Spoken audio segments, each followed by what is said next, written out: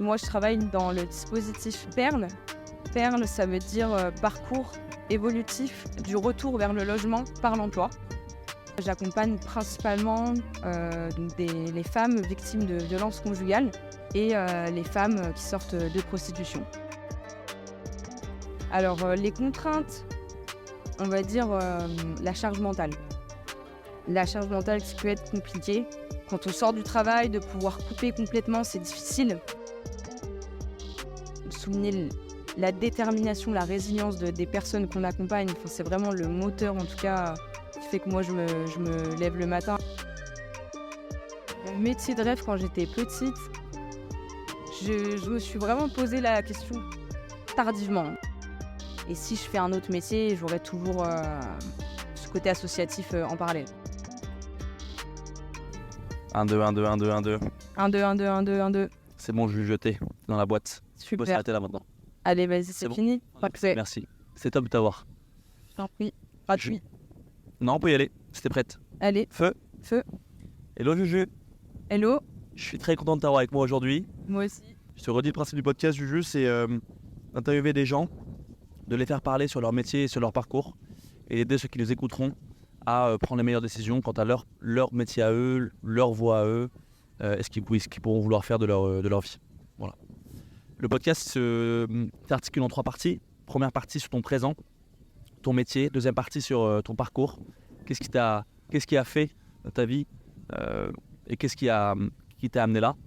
Et ensuite, troisième partie plutôt sur le futur, une projection sur ce que tu te dis maintenant, ce que tu veux être demain, voilà, un peu plus ouverte. Allez, ça marche. Ça te va? 3 parties? C'est parti. Feu, on commence par la partie 1. On va faire très simple au début. Juju, c'est ton surnom, enfin c'est le surnom que je t'ai donné. Il y a aussi un peu de R2D2. C'est quoi ton prénom et ton nom complet? Moi, c'est Julie Desquier. Du coup, Julie Desquier. ouais. T'as quel âge, Julie Desquier? 27 27 ans. T'habites où, Julie? en Savoie, à Aix-les-Bains. À Aix-les-Bains, et tu travailles à Lyon. Lyon. Je travaille à Lyon, ouais. Juju, si tu devais définir l'intitulé de ton poste aujourd'hui. Je suis chargée d'insertion socio-professionnelle dans une association. Quand je te demandais à chaque fois ce que tu faisais dans la vie, tu me disais toujours je travaille dans le social. Ouais. Donc je comprends que ton métier évolue dans le grand domaine du social. Si on part de là, qu'est-ce que ça veut dire travailler dans le social de manière très générale? Pour moi, travailler dans le social, c'est accompagner des personnes. Je préfère dire accompagner que aider parce que c'est vraiment accompagner dans une étape. C'est après, bien sûr, on vise l'autonomie, l'indépendance de la personne. Donc, c'est d'être là un temps et qu'après, les personnes puissent voler de leurs propres ailes. D'accord, très clair. Et donc, dans ce domaine du social, tu nous as exprimé l'intitulé de ton poste. Aujourd'hui, si tu devais le définir, expliquer un peu le contour de ton poste, imagine que les personnes qui nous écoutent n'en savent rien, ne savent pas ce que tu fais.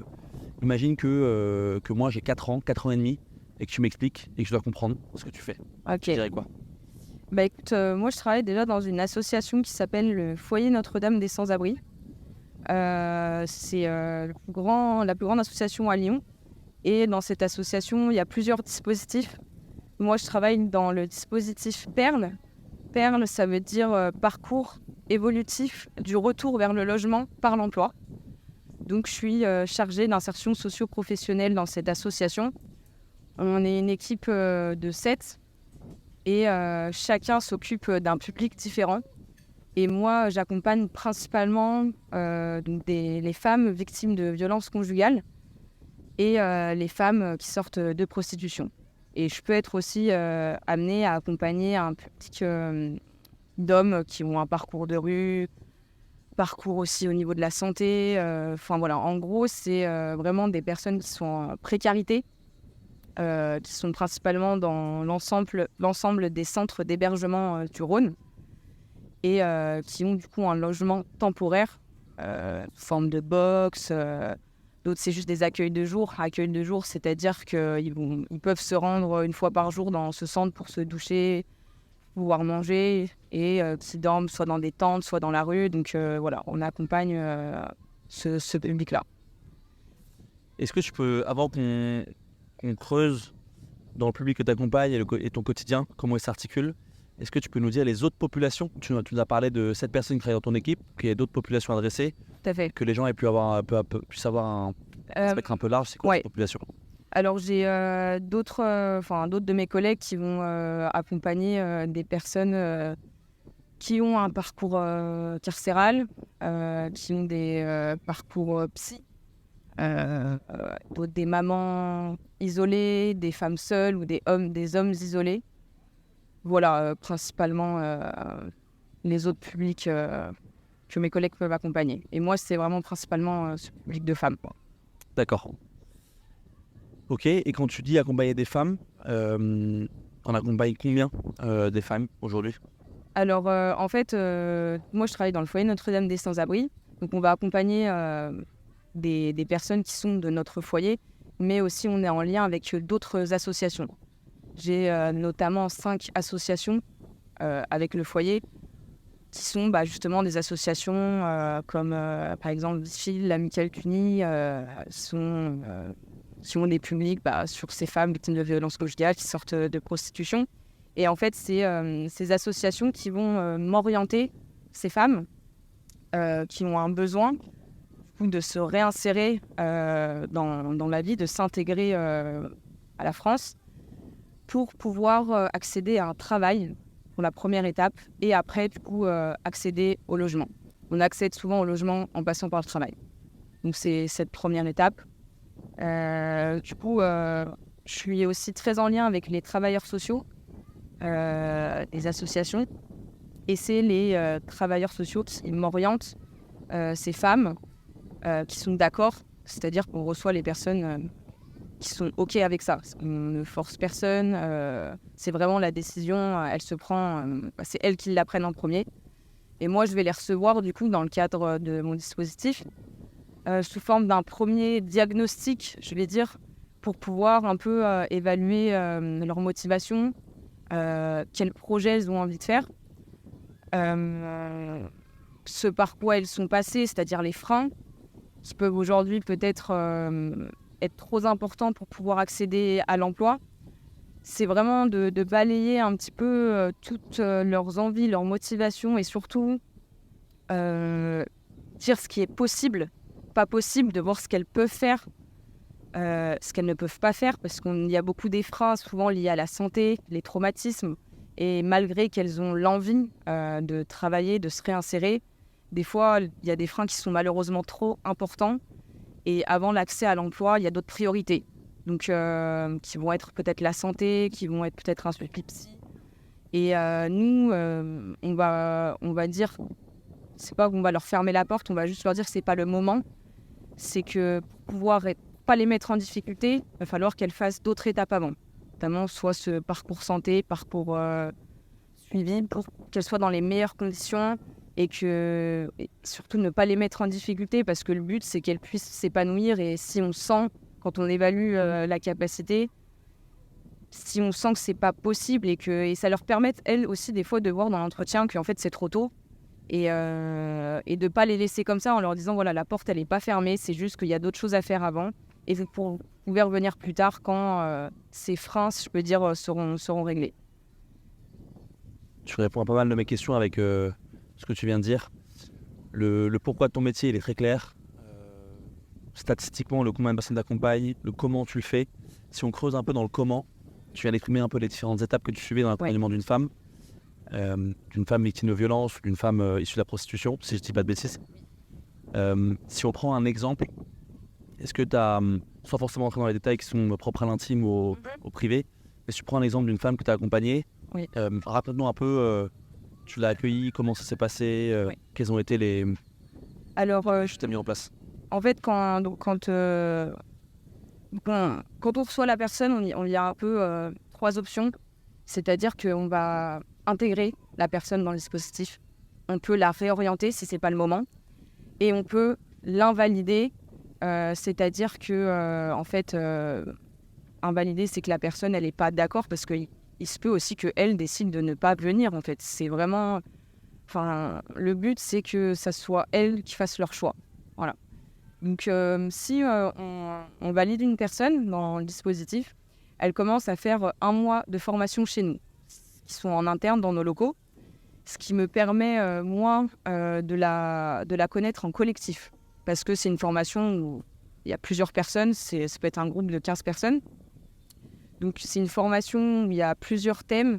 On a beaucoup de développement personnel pour développer la confiance en soi, l'estime de soi, sous forme d'ateliers comme la méditation, l'hypnose, l'art du déplacement, le slam, qui leur permettent de se libérer de pas mal de choses, d'apprendre à se connaître, à connaître leurs qualités, à se construire, on va dire, pour pouvoir accéder au monde du travail. On a un autre thème, c'est découvrir comment ça se passe le travail en France, tous les codes qui sont nécessaires. Et ça on le développe sous forme de préparation aux entretiens d'embauche. On fait aussi des visites d'entreprise, des découvertes de métiers pour leur montrer qu'il y a plein de choix possibles.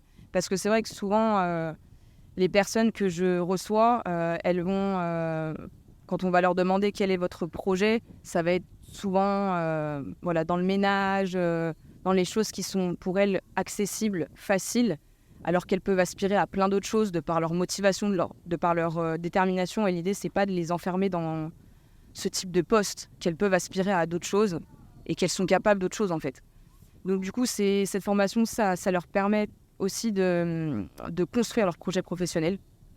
Et ce qui est bien, c'est qu'on a une formatrice, donc on fait pas mal de bilans pendant la formation pour voir où elles en sont.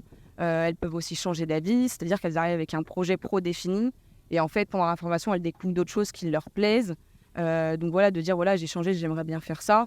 Et moi, mon rôle, et le rôle de mes collègues, c'est aussi de pouvoir expliquer la réalité. C'est-à-dire que si elles ont un projet professionnel, s'il y a des freins, comme par exemple la langue, ou le français c'est compliqué, ou aussi souvent aujourd'hui, comme la plupart n'ont pas de ressources, ça va être un travail alimentaire qu'elles vont avoir besoin tout de suite.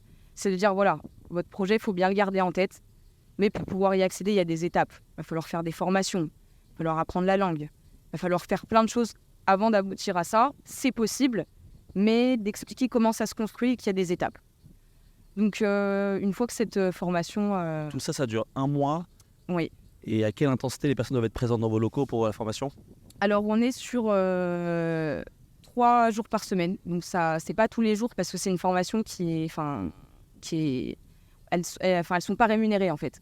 Donc, c'est vraiment... c'est un service gratuit, on est une association. Donc, forcément, on est payé aussi par l'État. Donc, on ne peut pas les rémunérer pendant ce temps.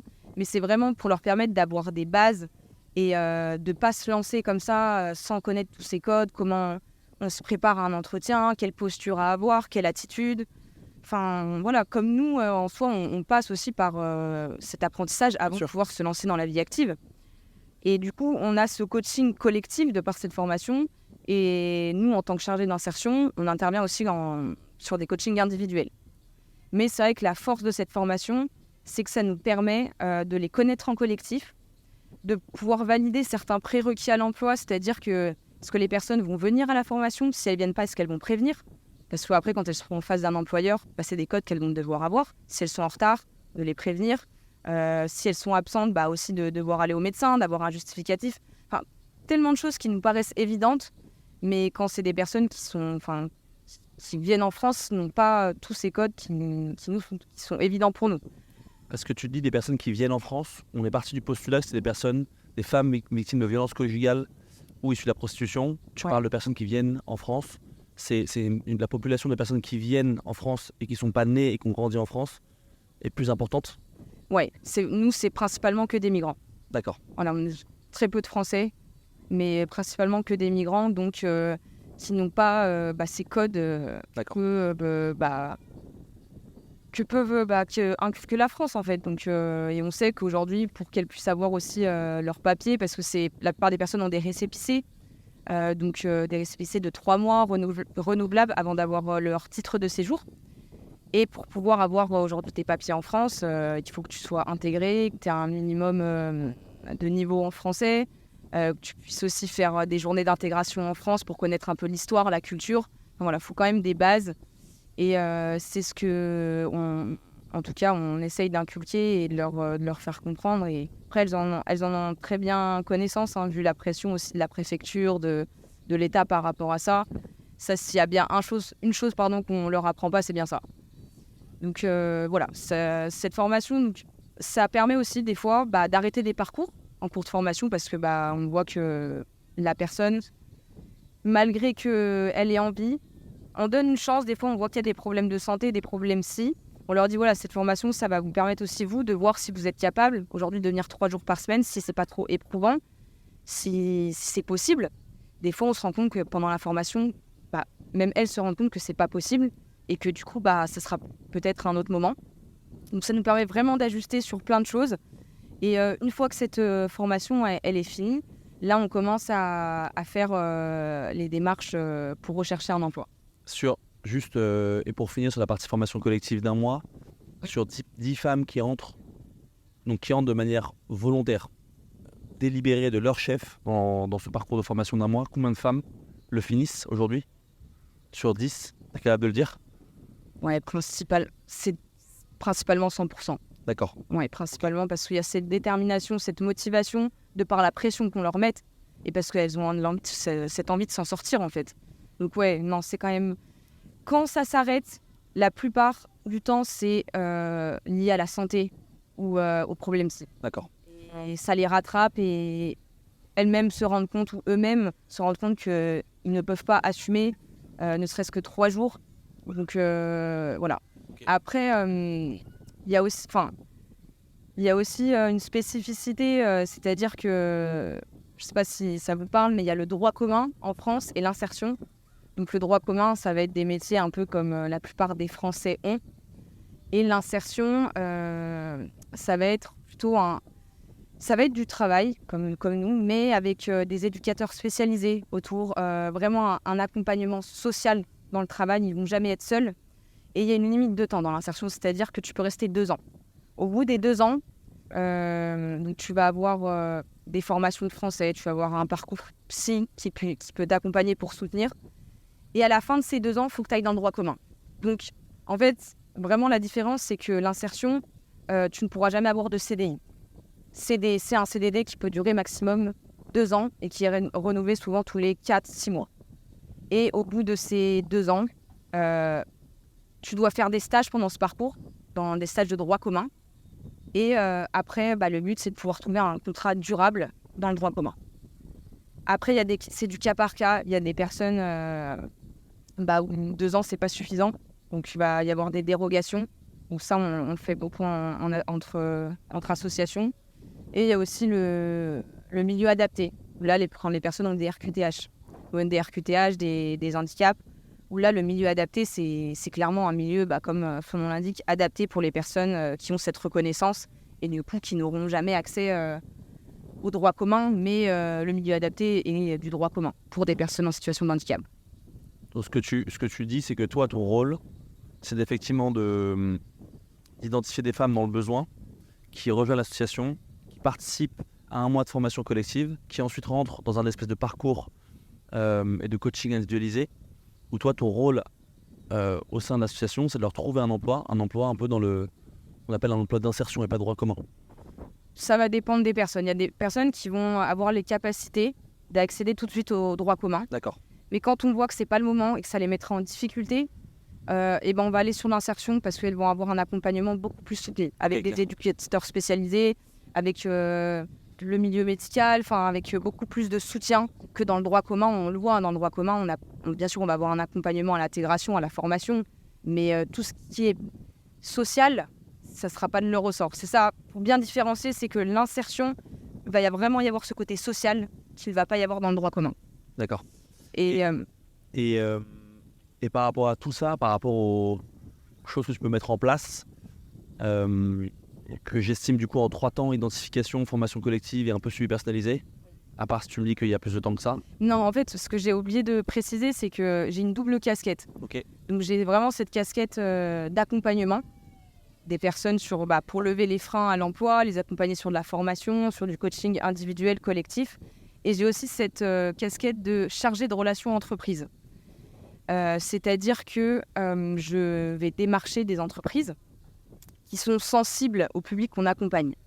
On attend de nos partenaires entreprises une bienveillance, une intégration, une sensibilité, que tout le monde n'est pas OK avec ça, on l'entend.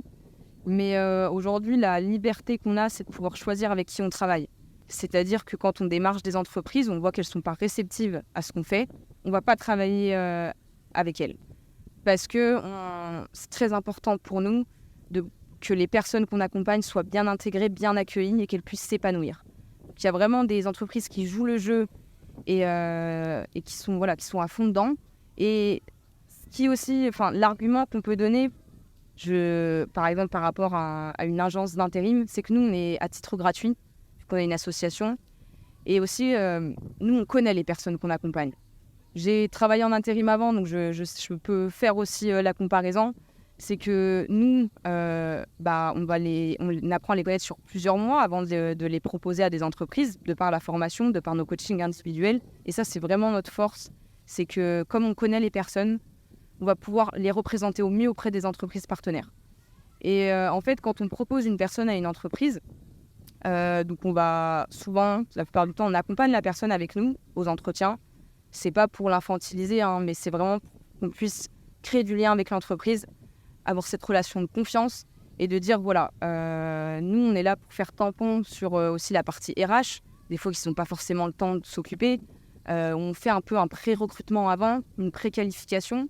Et quand on propose une personne, on va envoyer une sorte de mail en décrivant la personne sur ses qualités personnelles, sur sa personnalité, sur ses qualités humaines. De dire, voilà, c'est une personne qui a telle compétence, telle qualité, ses disponibilités, sa mobilité. On va vraiment décortiquer tout pour que l'entreprise ait les plus d'informations possibles.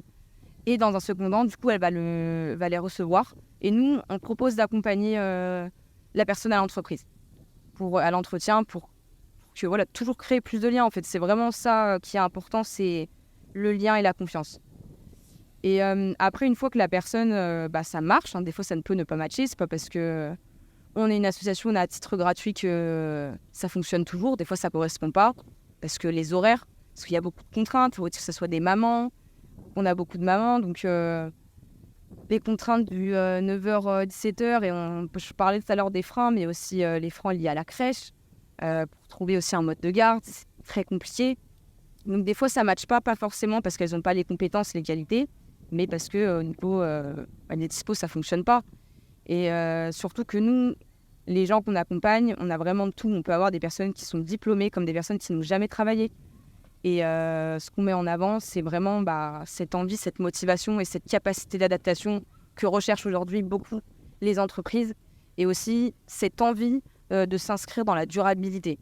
Et aujourd'hui, le turnover dans les entreprises, c'est compliqué à gérer.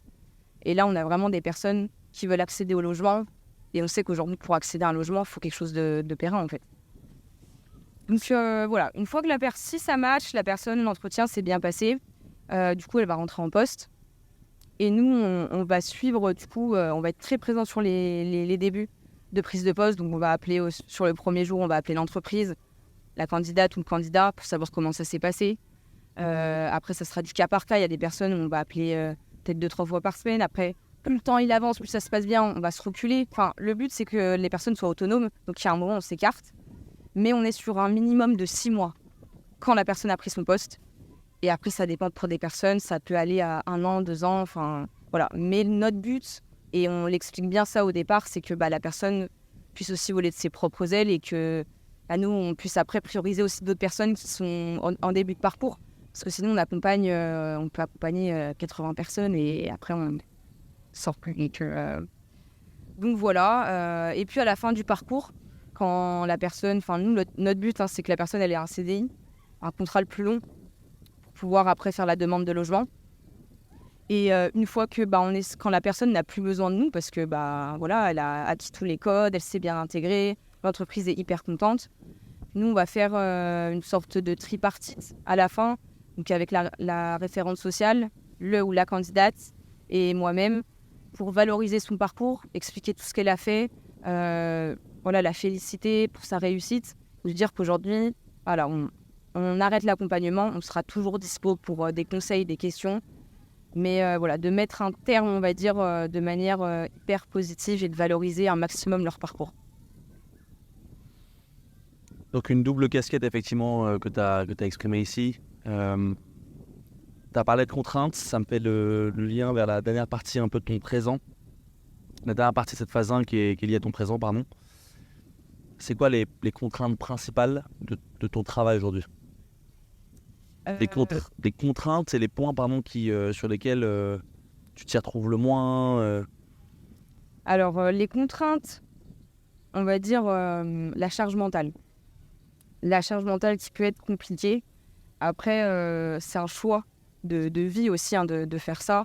Donc, l'idée, c'est pas de se plaindre tout le temps, mais des fois, c'est vrai que quand on sort du travail, de pouvoir couper complètement, c'est difficile. Donc, de savoir mettre des limites, un cadre, c'est facile à dire, difficile à faire. Parce que forcément, ça touche, ça nous prend. Et c'est vrai que quand on rentre chez soi, de pouvoir totalement couper, ne plus y penser, ça peut être des fois compliqué. C'est nécessaire, mais ça peut être compliqué. Ça, ce premier point. Après, je dirais le manque de reconnaissance aussi au niveau du travail qu'on fait. C'est-à-dire que les heures supplémentaires qu'on fait aussi qui sont pas rémunérées, après on nous dira c'est votre choix, hein, on vous impose pas de faire des heures supplémentaires. Je l'entends, mais on le fait parce qu'on a des vies humaines aussi en jeu et qu'on a surtout la pression de la société et de la préfecture où les personnes, elles n'ont pas 10 ans pour pouvoir s'intégrer. Elles ont des échéances, notamment, je prends l'exemple des femmes qui sortent de prostitution, qui ont 2 ans pour prouver qu'elles sortent de ce parcours et 2 ans pour apprendre le français, pour avoir un contrat en droit commun, un CDI, enfin des exigences qui sont complètement hors réalité et qui mettent donc une pression à ces femmes et qui, elles, inconsciemment, nous la mettent à nous. Et c'est ce que je l'entends totalement. Je ne peux pas leur en vouloir. Mais c'est vrai que c'est surtout ça qui est dur. La principale contrainte, c'est d'être payé par des financeurs, que ce soit surtout publics, et qui sont hors réalité, qui ne s'y intéressent pas forcément. Et on sait aujourd'hui dans le social, beaucoup de turnover, beaucoup de burn-out, beaucoup de tout ça, parce qu'on n'a pas les moyens. Ils ne nous mettent pas les moyens, en fait. Ils ont des exigences, mais derrière, les moyens ne suivent pas. Donc, c'est surtout ça, cette contrainte que moi, je mettrais le plus en avant. Est-ce qu'on a oublié des choses dans ton présent ? Est-ce qu'il y a des questions que je n'ai pas posées et que tu voudrais couvrir ? Oui, je voudrais dire aussi, parce qu'on parle beaucoup, on parlait des inconvénients, donc je disais ça, je voulais rajouter aussi la paye, qui est, la paye, ça, on ne travaille pas pour l'argent, dans le social, c'est sûr, mais aujourd'hui, on a la reconnaissance au niveau du travail, de ce qu'on fait, c'est très peu valorisé. Donc voilà, je voulais juste rajouter ça comme inconvénient.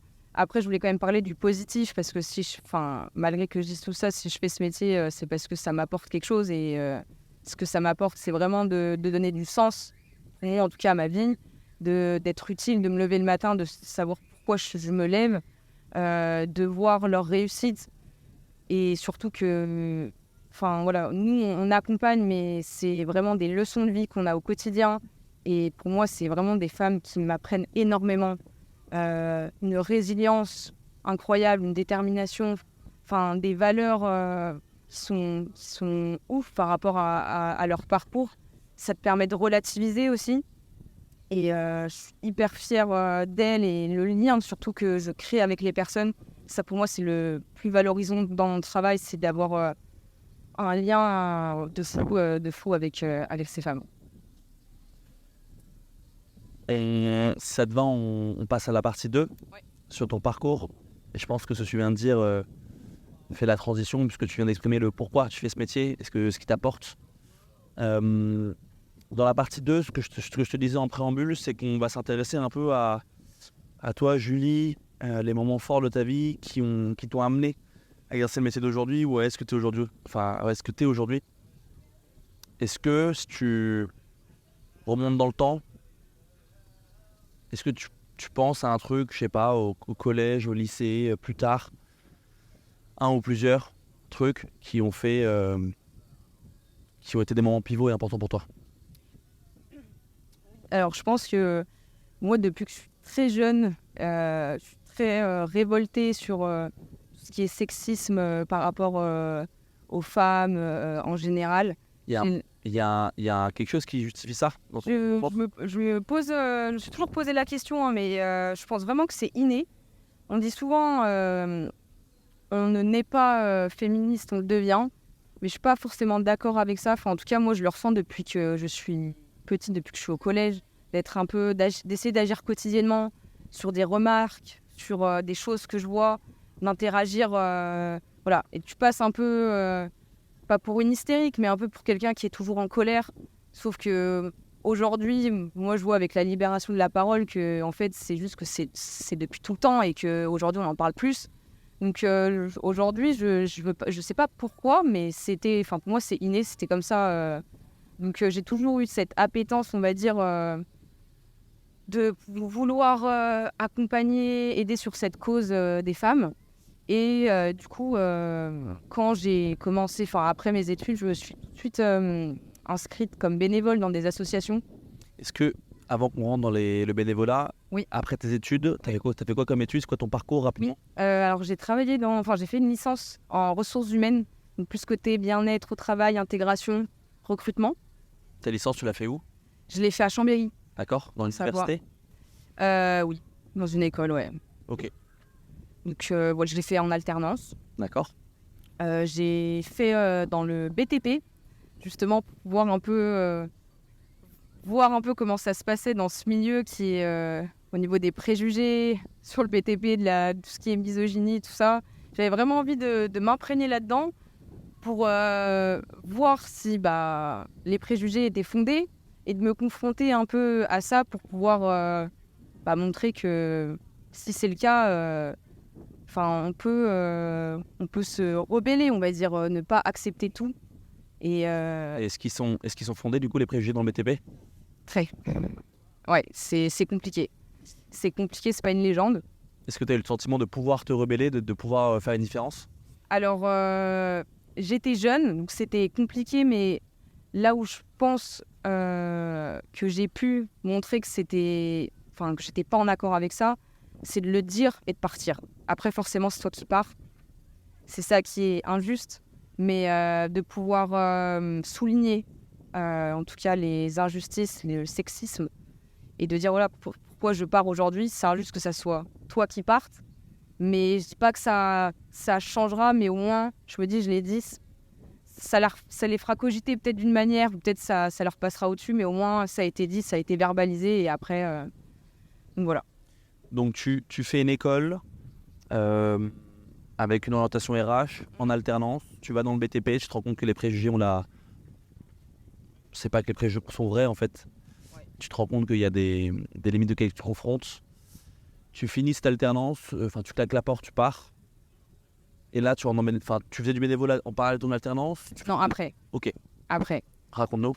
Donc, une fois que j'ai validé mon diplôme, avant de rentrer dans la vie active, je décide... Tu claques la porte de ton alternance? Ah, tu claques la porte de ton alternance avant la fin et tu valides ton diplôme? partir. Et qu'est-ce qui se passe avec ton école? Donc, j'ai plus d'alternance, donc je dois payer l'école. Du coup, je travaille dans la resto à côté pour pouvoir financer mon école, et j'ai 2 mois pour retrouver une alternance. Oh waouh. Donc du coup, et puis là j'ai mon appart, j'ai pris un appart, donc je fais je travaille dans la resto pour pouvoir en attendant financer l'école et trouver une alternance. Donc je finis par en trouver une pour la fin dans une association. Donc forcément là tout est différent. Donc je me dis voilà, je peux terminer sur une bonne note, mais j'ai quand même loupé 2 mois de cours sur des coefs qui sont à 12. Compliqué de finir l'année et de valider le diplôme. Mais en tout cas, à la fin, j'ai le diplôme. Donc, à la fin de cette licence, je décide, d'avant de rentrer dans la vie active, justement, de voyager et de travailler sur un boulot que j'ai pas forcément envie de faire, mais juste pour avoir de l'argent, mettre de côté et pouvoir voyager, découvrir d'autres choses, me nourrir un peu de nouvelles cultures, de nouveaux horizons, de nouvelles personnes avant de pouvoir revenir et là travailler. Donc, tu obtiens ton diplôme avec cette deuxième alternance, ton association. Tu fais du bénévolat quand? Alors, je fais du bénévolat quand je rentre de voyage. D'accord, donc tu obtiens ton diplôme, tu travailles pour partir en voyage et ensuite tu fais du bénévolat. Tu pars combien de temps en voyage? Je pars 8 mois. Ok. Tu pars où en voyage? Je pars en Amérique du Sud. Donc, je fais pas mal de pays. Et puis après, il y a le confinement.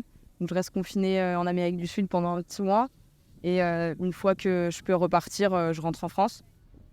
Et là, quand tu rentres, faut retrouver une vie active, faut retrouver un travail, de l'argent.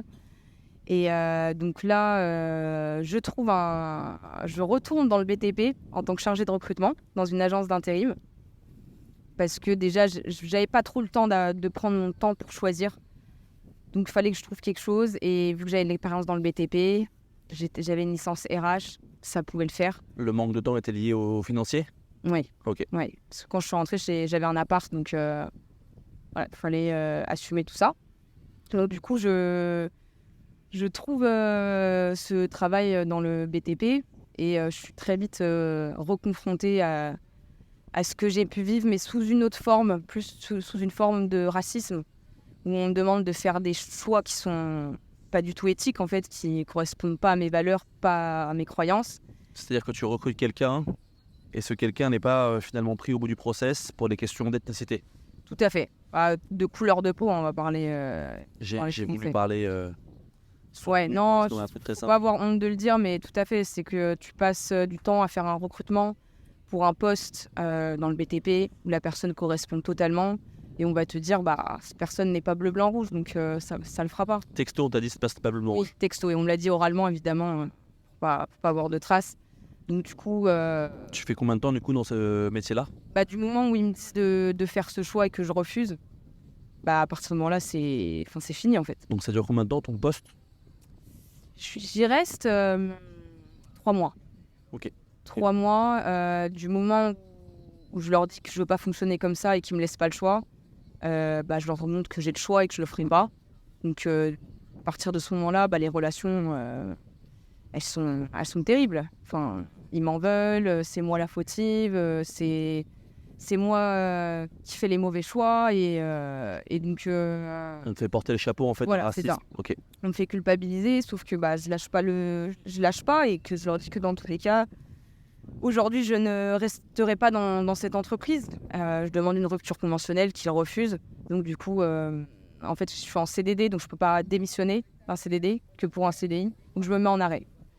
Et quand je me mets en arrêt, c'est là où je commence le bénévolat.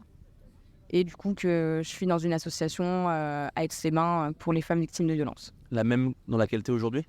Non. Là, c'est vraiment bénévolat. Et pendant que, du coup, je suis en arrêt, forcément, je cherche autre chose pour pouvoir partir. Parce que je suis obligée de trouver un CDI en plus pour pouvoir partir. Et c'est là où je postule à ce poste à Lyon, dans cette association, pour pouvoir travailler. Et le fait aussi, je sais que ce qui a joué dans mon entretien, c'est que j'ai aussi fait pas mal de bénévoles avant, du coup, dans une association victime de violences conjugales. Et c'est comme ça que je parle de ce poste. On a eu l'occasion de le dire sur un autre épisode qu'effectivement, il fallait cumuler les expériences et les vraies expériences dans lesquelles tu t'apprends pour trouver sa voie. Toi, tu es convaincu que le fait d'avoir proactivement cherché un bénévolat, été dans l'action par rapport à une cause qui te tenait à cœur, ça t'a permis d'ouvrir des portes plus tard, quoi. Oui, je l'ai vu parce que quand j'ai fait mon entretien pour le poste à Lyon, donc on m'a parlé mes expériences, mais le plus qu'on m'a parlé, c'était vraiment de ce bénévolat et aussi de mon voyage. Parce qu'aujourd'hui, dans l'association, il y a aussi une ouverture d'esprit qu'il n'y a pas partout. Le fait de vouloir donner la chance aussi, parce que j'étais jeune, c'était vraiment mon premier vrai travail. Donc, de vraiment donner la chance à des personnes qui n'ont pas 10 ans d'expérience, juste qui ont une envie, une détermination et surtout... moi, si je peux faire la comparaison avec les différents entretiens que j'ai faits, c'est que là, le discours, il est totalement différent. C'est qu'on va parler de valeurs, on va parler de croyances, on va parler d'humain. Des choses, en fait, qui me ressemblent, où j'ai beaucoup plus de facilité à être spontanée là-dessus, à rebondir sur les choses, que sur des postes, en fait, où je disais un peu la théorie que tu apprends en cours, en fait. me prépare. Et là, c'était vraiment naturel.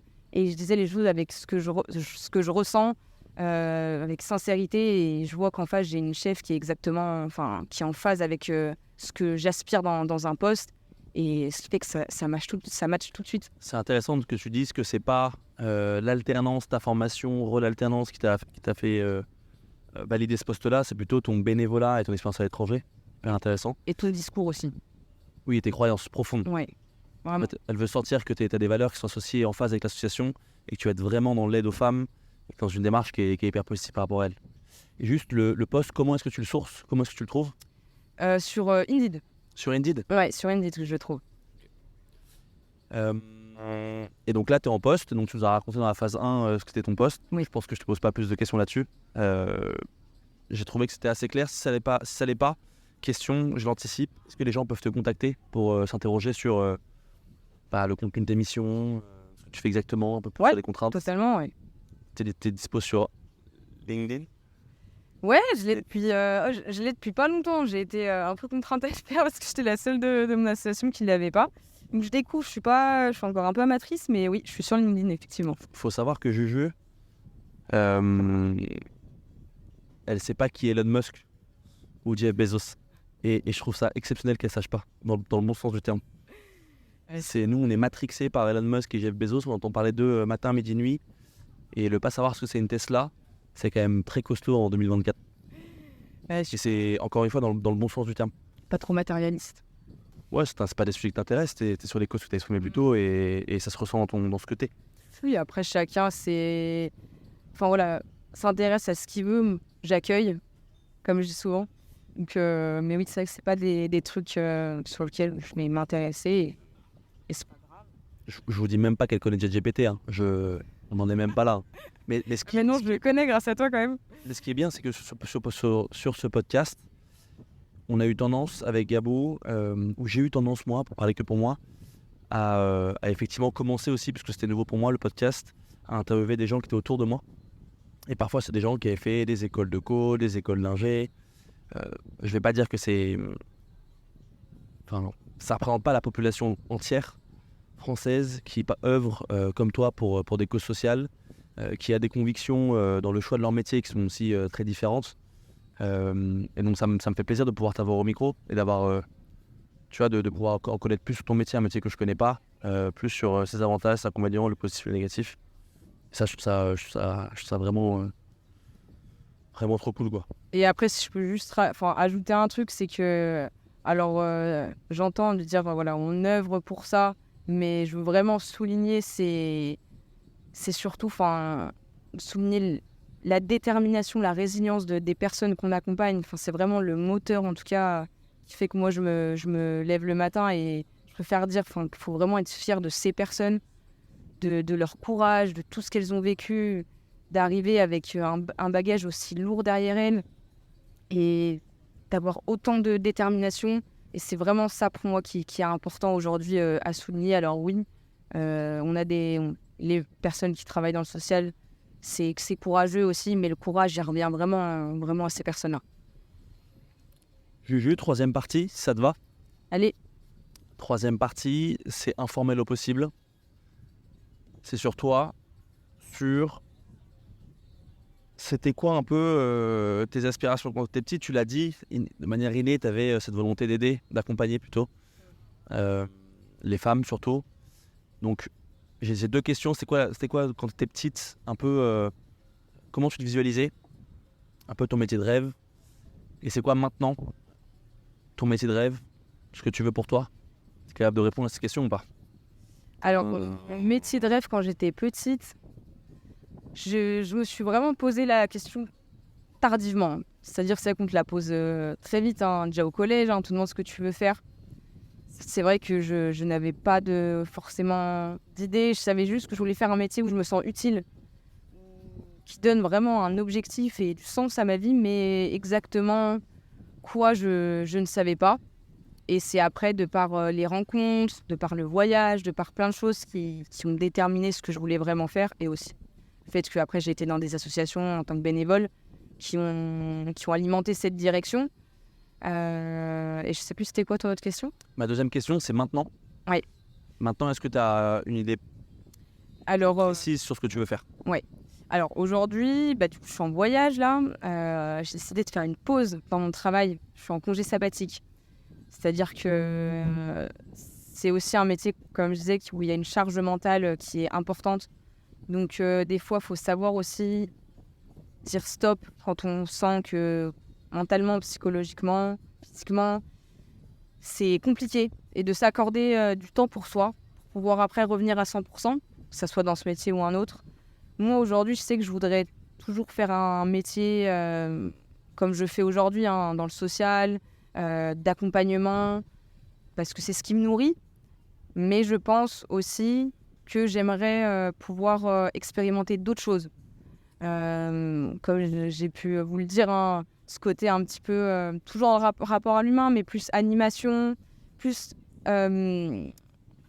autrement, c'est-à-dire là, sur la posture, l'attitude que j'ai au niveau de mon travail, sur des sessions qui peuvent être difficiles, là, plutôt dans un environnement un peu plus... je n'ai pas envie de me tromper sur les mots, mais qui est moins, plus léger, qui est moins difficile psychologiquement, pour pouvoir aussi apprendre sur moi, sur la confiance en soi, sur comment t'exprimer, ton rapport aux gens, être avenante, sociable, tout ça. Donc j'aimerais aussi expérimenter ce côté un petit peu animation. Donc voilà, mais à la fin toujours revenir dans ce que je fais. Parce que de toute façon, même là, si je travaille aujourd'hui dans le social, je suis dans une autre association aussi à Lyon. Donc dans tous les cas, je serai toujours rattachée bénévolement à l'association d'où je suis depuis que je travaille. Et si je fais un autre métier, j'aurai toujours ce côté associatif en parallèle. Tu veux dire que tu resterais bénévole en Oui. parallèle? Ouais, voilà. Tout à fait.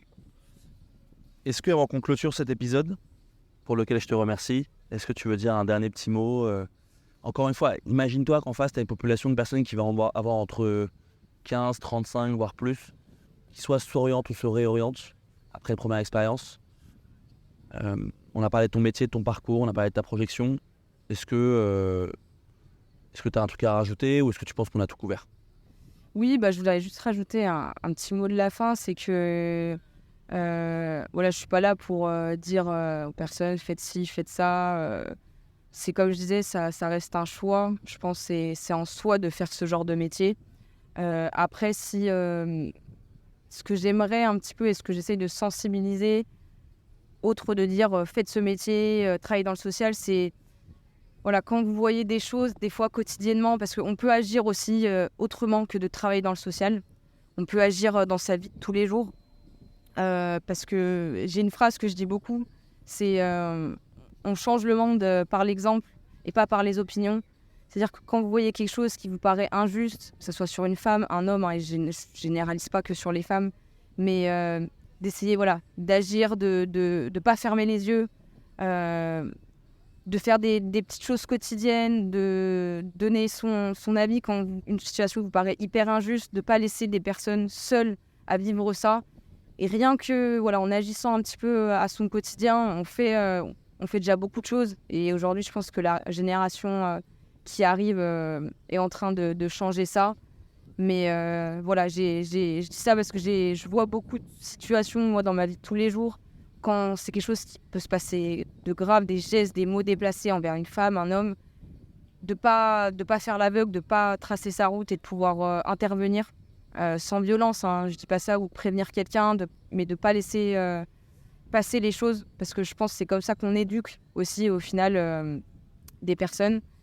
Et ça existe, il y en a de plus en plus, c'est rare, on va se mentir, mais si je peux donner un petit mot de la fin, c'est d'agir un petit peu quotidiennement quand vous voyez des choses qui vous dépassent. Merci Juju pour cet épisode. Merci à toi. Et à plus tout le monde, elle est disponible Juju. On va mettre ses coordonnées dans le descriptif de l'épisode, dans le post qu'on fera sur les différents réseaux sociaux qu'on anime avec Gabo, Castor. Donc vous pourrez la contacter. Et on espère qu'elle pourra vous répondre, mais elle le fera, je pense, avec plaisir. Ouais, avec plaisir. À plus tout le monde. Salut.